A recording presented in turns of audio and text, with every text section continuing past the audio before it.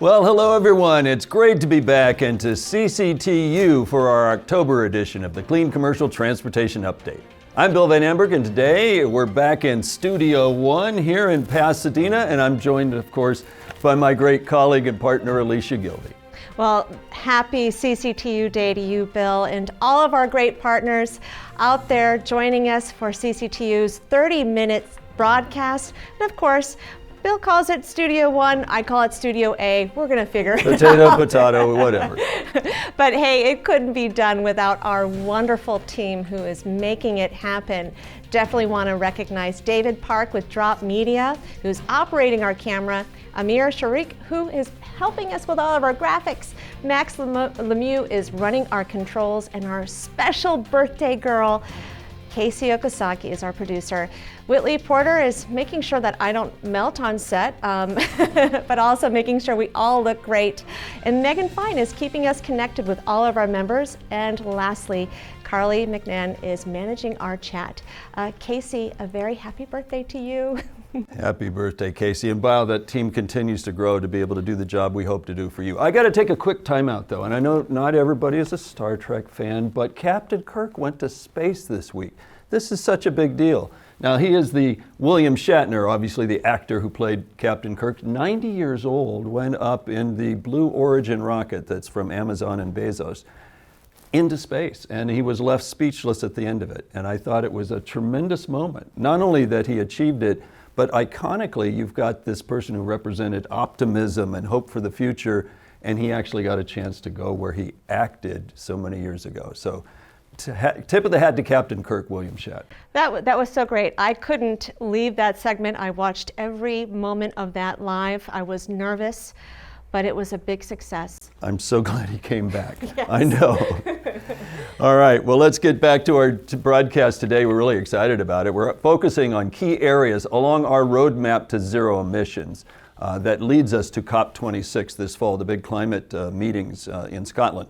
We're going to be focusing on scaling production, infrastructure, equity, and key partnerships, all of these things that it will take to be able to achieve zero emissions 100%. And we think we can do it in our urban regions by 2030. That's our goal. That's right, Bill. Well, and to begin that journey today, we are going to go to the good old state of Texas and meet with a good friend of CalSTART's, Lori Pemple-Clark, who is the North Central Texas Council of Government, to talk about an innovative zero-emission truck corridor partnership evaluating opportunities to deploy electric charging and hydrogen refueling from Dallas to Houston.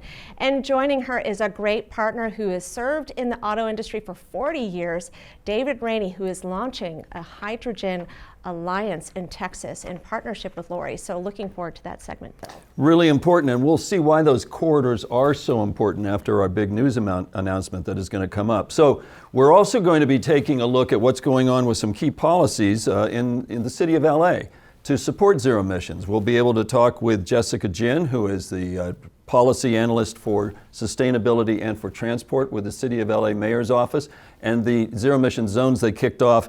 And then we've got a major announcement from Scania. They're going to be able to use that infrastructure to do well, wait a minute, we'll tell you about that in just a few minutes. We're not going to give it all away. So we've got the director, the head of sustainability, Andreas Foller from Scania, who will be joining us really soon. So an exciting lineup today. Oh, great lineup. But, you know, as we usually do, we start off with a poll. We want to get everyone's pulse on what they think about the future of zero-emission long-haul trucking. When do you see this happening? This is a good little test for you all. So your options are 2023 or 2025. How about 2027? Okay, 2029. What say you? What year do we think we're going to see long-haul trucking for battery electrification? I'd really like to see what people say, and I know we have our own ideas soon that we'll share. CalSTART's been really trying to push for 2025 to launch line haul electrification in the United States. So just that little tip on our own goals, Right. but we'd like to beat them. All right, let's see, what do those results look like? I see 2025 and 2029. yeah, so people are interesting. Interesting. All right. Just you wait. Shall we launch into it? Let's go ahead. Let's get into the news. And this is really exciting. And this is a big major announcement. We're so happy that Scania gave us the ability to share this with you and with the world. But Scania has announced now that they plan to make a long-haul electric truck by 2023. This is amazing. This is leading the world. They're the only major truck maker who has made this commitment, short of what we've heard from Tesla. Max, let's listen to what Andreas Foller shared with us. I would say that by 2023, we will have a long-haul truck being able to carry 30 to 40 tons for 4 hours in high wind speeds and be able to recharge in 45 to 60 minutes. So that's in the plan, and that will be released now by 2023. That's fantastic news. That is fantastic by 2023. Yeah, it is. So it's going in a breathtaking pace now, and with the batteries that we have secured from Northvolt's, and we're seeing now that everything is starting to get in place to be able to serve all our customer base with these fantastic products.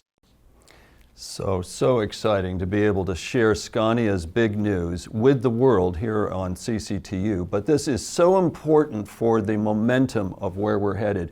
So our goal of 2025, we may be revamping that a little bit. Thank you to Scania. Yeah, 2023. So all of you who checked off that box, good for you. No kidding. Well, exciting news on HVIP for all of our commercial fleets. In the state of California, we're going to have another round opening on October 28th. $62 million will be available on a first-come, first-served basis.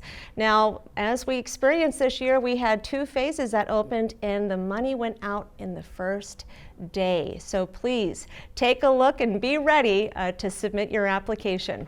The good news is, thanks to the governor in California, we're going to have a lot more money coming down the road, but this next tranche is $62 million. Hey, let's tell you about something our friends at NACFE have done with their Run on Less Electric. They've been testing multiple electric applications, and what it has proven is backing up our beachhead strategy that we developed with CARB, that key applications are ready for electrification right now. They tested 13 different electric trucks delivering freight across North America, and they actually found that if all of those trucks in the US and Canada were electric, it could save about 1 million metric tons, 100 million metric tons of CO2. But the important thing is, what they found is vans and step vans, medium-duty delivery trucks, box trucks, terminal tractors, and Class 8 regional trucks are all ready for electrification now. Tip of the hat to NACFE and Mike Roth, good job there, but it really backs up what we've been pushing with CARB through the beachhead strategy. Oh, that's great. And again, congratulations, NACFE. Thank you for all of the boot camp workshop series you put on. It's been phenomenal, and all of that great progress you've been sharing with us. Well, this next story is really exciting. Congratulations to our friends at Volvo. They win the biggest electric truck order with DFDS, which is Northern Europe's largest shipping and logistics company. They are going to have 100 vehicles on order. This is going to be an opportunity to reduce emissions and noise pollution in urban environments. This will be Volvo's battery electric truck with a 186 range on one charge. This is really exciting and good for them. I'm happy to see this deployment happen and hear the results of that. Well, and this momentum has really kicked off all through the industry. We're seeing major manufacturers really bringing multiple products, and this idea of corridors is really critical, and that really sets up our next segment so well. It sure does. Well, and I am super excited to bring in our friends from Texas who are going to share with us a first of its kind zero-emission freight corridor partnership, looking at the opportunity to deploy hydrogen and electric charging along I-45. I want to welcome our good friend Lori Pample-Clark with the North Central Texas Council of Governments, and our friend David Raney, who is an associate and a consultant looking to advance a Texas Hydrogen Alliance. So welcome, you two. Thank you so much for joining us. Lori, tell us all about this corridor. How did it come together, and why is it important? Thank you so much, Bill and Alycia, for having me. So the I-45 corridor, for people that don't know, this is what connects Houston and Dallas. So all that freight that comes in through the ports, a portion of that is going to travel north to DFW, and we are one of the largest inland ports in the country. So this is a very important freight segment nationwide. It really came together. It goes back to the very excellent Federal Highways Alternative Fuel Corridor Designation Program, which started back in 2016. And back in 2019, we worked actually very closely with Alycia to put together an alternative fuel corridor convening with Federal Highways that brought together a really nice cross-section of stakeholders and really kind of set the foundation for using that as a jumping off point to get a small planning grant from the Federal Highway Administration that it's going to enable us to look at that corridor and say, look, this is something that's been identified by Federal Highways as a route that could be zero emission vehicle, both fuel cell electric and battery electric. So how practically might we build out infrastructure to support that medium and heavy duty freight travel? You know, this is really exciting that you're scoping it, you're starting to develop the plans. Let's get down to the details, because I think I'd like to ask both of you, what actions or recommendations are now coming out of pulling all these people together, looking at the opportunities? Can you really put dual infrastructures in for hydrogen and for electric fast charging along that corridor? And what is the plan for funding? I know there's a lot of questions in there. David, why don't we start with you and then we'll come back to Lori on that. Sure, Bill and Alycia, thanks again for having me, and it's great to be here with Lori. She's been a great partner in this activity of the Council of Governments. This whole conversation started about 2 or 3 years ago, and it led to the filing with Federal Highway. And interestingly enough, we were the only filer that had hydrogen in its title block, and I think that got Federal Highway's attention. But in terms of really activities, it's been growing, again, for the past 36 months, to the point now we've got a very robust group of industry partners, ranging from all the major fuel providers to transportation providers, powertrain providers. We've got midstream folks that run the pipelines. So there really is not going to be anything that's left off of our whiteboard that we could tackle as far as the Hydrogen Alliance goes. We're the first of a kind in Texas that has spearheaded this to get an industry group together. We're focusing on education to start with. There's a lot of understanding that still needs to happen in the hydrogen front. But the goal, of course, is to address all that freight that's coming into the ports of Houston and Corpus Christi and finding a way to get it to all the distribution centers and along those corridors. We're right in parallel with the delivery of the trucks. The announcement from Scania today is phenomenal. You've got Toyota out there working with Kenworth and other partners, including Hino, that have fuel cell trucks running drayage out of the ports of Long Beach and Los Angeles today. So it's an exciting time. There's a lot of coalitions popping up, and I frankly was fearful about bringing one more to the fore. But Texas is so important when it comes to the hydrogen space. Yep. There's so much hydrogen down in that Houston area, and it's just waiting to happen, not only from the transportation segment, but also the power generation segment as well, taking advantage of all the renewables we've got out in Western Texas. So again, very exciting time. And we're looking forward to getting this alliance launched and formalized within the next couple of months. So. Lori, your perspectives on that, and have you started to plan out actual physical locations where you want your charging and refueling to be? So we intend, as part of our final corridor plan, to have some recommendations in broad strokes in terms of generally where some stations should go. But our eyes on the prize. We're looking not only at the plan. We want to see shovels turning dirt and see that plan turn into reality very soon. I'm a fan of people who responded to the poll with 2023. To be on that more aggressive end. To see, both electrification platforms running that corridor in less than 5 years would be my hope, personally. And so we are looking to see how we, as a Council of Governments, and we also host the Dallas-Fort Worth Clean Cities Coalition, what can our role be in a public-private partnership to put together a team that could actually put these plans into reality. I will say that in terms of incentive funding, that's going to be a big factor. And so far, so many of the incentive programs have been focused on building out electrification infrastructure to serve the passenger vehicle market, and we really need to see those programs evolve to support medium and heavy duty infrastructure. Great, and that's such an important point, Lori. We definitely need to work with our utilities, work with our agencies in Texas to help them navigate how we can incentivize the commercial market. And I think it's going to be critical to our ability to advance corridors. Just real quick before we move on to our next segment, what are some of the best practices of pulling together a partnership for corridor planning? We need to see more of these good partnerships throughout the country so we can really build out that infrastructure. What do you say is like the top important aspects of a corridor partnership? Oh, goodness. I would say being open. So we, as a government agency, as a council of governments, we don't restrict access to our meetings. And so as we've developed a core group of stakeholders, as those folks are attending and they're thinking, hey, my professional colleague in this organization would add value and would be interested. And then the web just continues to grow. And a rising tide raises all boats. And so bringing more and more people to the table and trying to maintain a balance and a cross-section of different perspectives. That's great. Lori, thank you so much. Did you want to? Yeah, I just one question for both of you. I think we're both excited. Alycia's been doing a lot of work at the federal level, getting federal investment in infrastructure, particularly along corridors. It sounds like you guys are well positioned to propose for funding with what you've pulled together. Is that where you're going? That some of the decisions are above my pay grade, but that would be my hope and my plan. Yes, I think we have a good foundation to put together some ideas, whatever comes through Congress ultimately. I would echo that too, Bill. Significant interest coming out of Washington these days. DOE, we've got some legislation that's going to be proposed by Senators Kuntz and Cornyn in the next several weeks. I think the important thing to consider is this has to be a systems approach.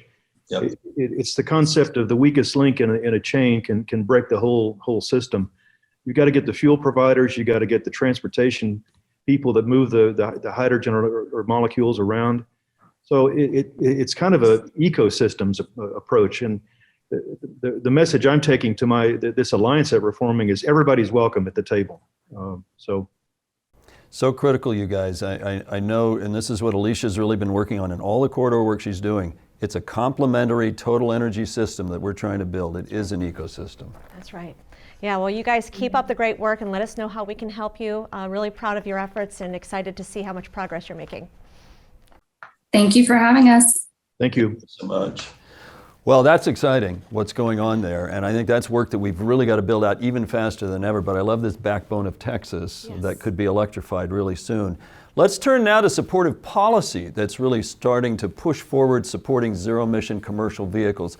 A few months back we told you about a new ordinance that was under development in the city of LA. Well, that for green loading zones, that ordinance is now law, and it's already kicked off its first zero-emission green loading zone in the city. So we've got on hand with us Jessica Jinn, the climate advisor for transportation in the LA City Mayor's office, to join us, along with Niki Okuk, our deputy director from CALSTART, who has been working with the city on this. Jessica, first, welcome.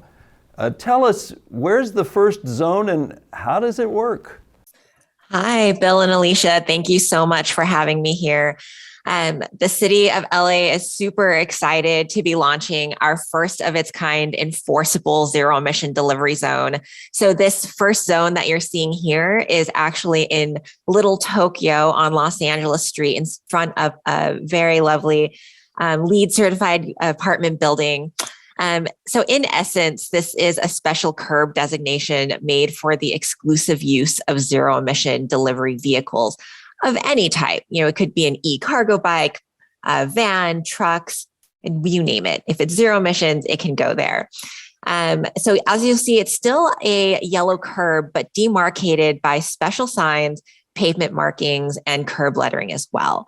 And it is fully enforceable by our municipal code, as you had mentioned, Bill, and violators will be ticketed if they are not a zero emission delivery vehicle in that spot. Wow. Hey, Jessica, this is so great and exciting about this deployment. It was great to see Mayor Garcetti at this event. Are there other areas that you are looking to implement zero-emission vehicle commercial loading zones? Yeah, absolutely. So you see one pictured right here, but in our initial pilot, we are going to roll out a few more. So pretty soon we'll be launching a couple more zones in downtown LA in the South Park area, one in the neighborhood of Koreatown and another in the neighborhood of Encino. And as we continue to think about expansion, we will be identifying locations with high delivery volume as well as big air pollution burdens. And that will be our guiding light for the next couple of years. It's also such a great learning laboratory as you're starting to roll them out and learn how to make them better. This is fantastic, Jessica.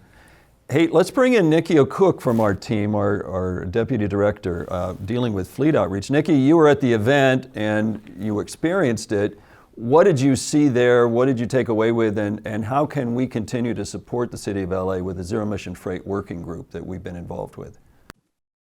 Yeah, I think what was so great was really just to see the practical application of a recommendation that came out of this working group, So the working group was kicked off in 2020, and we brought together, the big national fleet names that you can all think of around the table with city folks who could actually, move the ball down the field and get things done. So lots of policy recommendations bubbling up, and then the fact that they picked this up and had their staff do this incredibly thorough analysis of all the potential locations, coming back with reports to the working group, and then being able to deliver on something that's so strategic and practical at the same time, showing us that we can really start to get things done, brass tacks work by bringing together the right stakeholders around the table and asking some tough questions. So it was I was so proud to see that after a year of convening meetings, we don't have a report to show for it, we have a curve. Right, real action. Love that, Niki, and hey, got to give you credit for those great photos that you took. So thank you so much for being there and capturing the moments with us and all the great work that you're doing working with the city. Just one more final question to Jessica before we move on. So what's next to come for zero emission zones? I love all the planning and how you're looking to help benefit communities. That's great. What else is on the radar for LA's commitment to spur zero emission trucks? Yeah, that's a great question. In our Green New Deal, we have a lot of aggressive zero emission transportation goals, one of which we've set a goal for 100% of urban delivery vehicles to be zero emission by 2035. And to achieve that, we're going to keep exploring innovative street and curb regulations, such as our zero emission delivery zone. And for example, through our existing C40 cities, Green and Healthy Streets Declaration that we signed in 2017, we've also been looking into making entire areas of the city zero emission only. And we've been looking into things like fast charging plazas and working with different charging companies to see what's feasible for the land that we do have. And as you might note, recently LADWP board had approved new commercial EV rates, which is phenomenal and will definitely help encourage zero emission fleet deployment and the continued installation of infrastructure throughout our city. And I think, as Niki had mentioned, a lot of great ideas come as well from working with our partners such as CALSTART and working in, a collaborative group environment. So we're just really excited to continue this partnership and see what more we can do and what great ideas come from our fleet partners. Great, Jessica, thank you so much, and Niki as well. And we really look forward to working with you on these fast charge plazas. I think this is just a great idea, particularly for operators who don't have a place where they park their truck necessarily. They need these sites, and the City of LA can be such an asset there. Thank you so much. Thank you. Hey, finally, let's return, if you will, to our lead topic. And Alycia and I were so excited yesterday when we got a chance to talk remotely with Scania and Andreas Foller, who is their head of sustainability. And he shared with us what we shared with you at the top of the program with their commitment to zero emission trucks. But this is in the context of a pretty tremendous change that is happening in Scania. We're seeing it with a lot of other players as well. But their commitment to total electrification is actually pretty awesome. They are very committed to it. They're on a fast track. And I'd like to actually let Andreas tell us about it in his own words, because this is why they're a huge supporter of our global Drive to Zero program. Max, let's run that tape. It's great to be here, Bill. Hello, Alycia. And I'm happy to give you a short background, I guess, because it all started a couple of years ago, I would say, when we decided to change the purpose of the company. So the purpose of Scania today is to drive the shift towards sustainable transport. Mm-hmm. And obviously, the technologies of the future are battery electric. We would say we've done the analysis, and we see that is what will take on from now on. Would love to hear from you. What applications do you see are successful around electrification? And then over the next few years, what are your plans in terms of applications that you might be electrifying?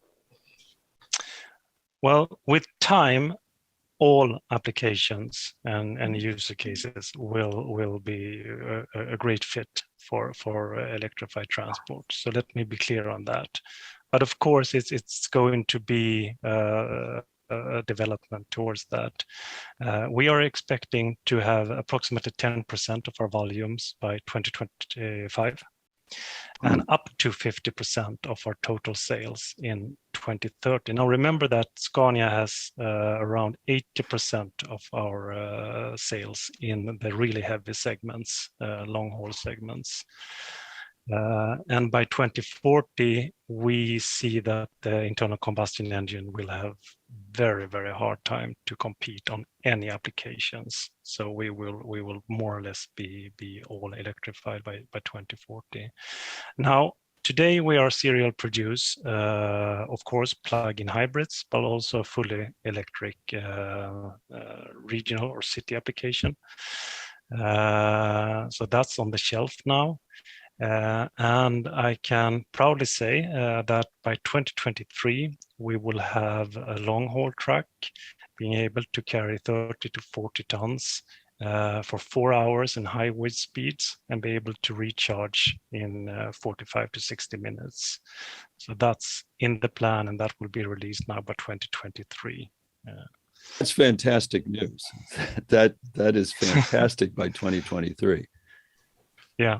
It is. So it's going in a breathtaking pace now, and with the batteries that we have secured from Northvolt's, and we're seeing now that everything is starting to get in place to be able to serve all our customer base with these fantastic products. Yes, we're so lucky to have you as a part of the Global Drive to Zero program, and with the MOU that's requesting and encouraging partners to transition to 30% zero-emission commercial vehicles by 2030, and then 100% by 2040. And then hearing your timeline today, which is really exciting. How do you think your leadership in Global Drive to Zero will help carry along other manufacturers? Well, as I said before, I think that in the end of the day, we are pretty aligned among the major OEMs of the world. But I think also that we have to be humble in terms of the uncertainties that still are there. We have chosen now to be bold and to be transparent of our plans. And I just hope that other OEMs and other players in the transport ecosystem finds that this is the best way forward. Well, again, so exciting what Andreas shared with us, and we had to kind of repeat that line haul by 2023. The head of Scania, Christian Levin, is now the head of the Traton Group, which used to be the VW Truck and Bus Group. This includes MAN, Scania, the truck group out of Brazil, VW Trucks, and then Navistar in North America. So when you start to put the pieces together, if Scania and their leader is this aggressive, the Traton Group becomes this aggressive, we could be seeing Navistar is going to have a line haul or a Class 8 truck in 2023, 24. Who knows if it can't pick up on some of that same technology. So a call out to our friend Gary Horvat, who is the head of that whole group for Navistar, their next e-mobility group. Gary, we're looking at you right now to take this mantle to the next stage. And we will release this whole interview as we get towards COP26 because it's very exciting.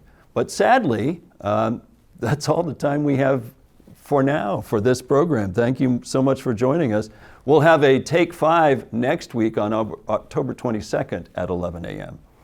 And our next live CCTU broadcast will be on November 19th. We're going to have so much to cover coming out of COP26, so you don't want to miss it. So make sure that you register on our website to join us on that date, November 19th. But for now, I'm Bill Van Amburg. And I'm Alycia Gilde. For the entire CCTU team, stay safe. COVID is still with us, everybody, but we will CCTU soon.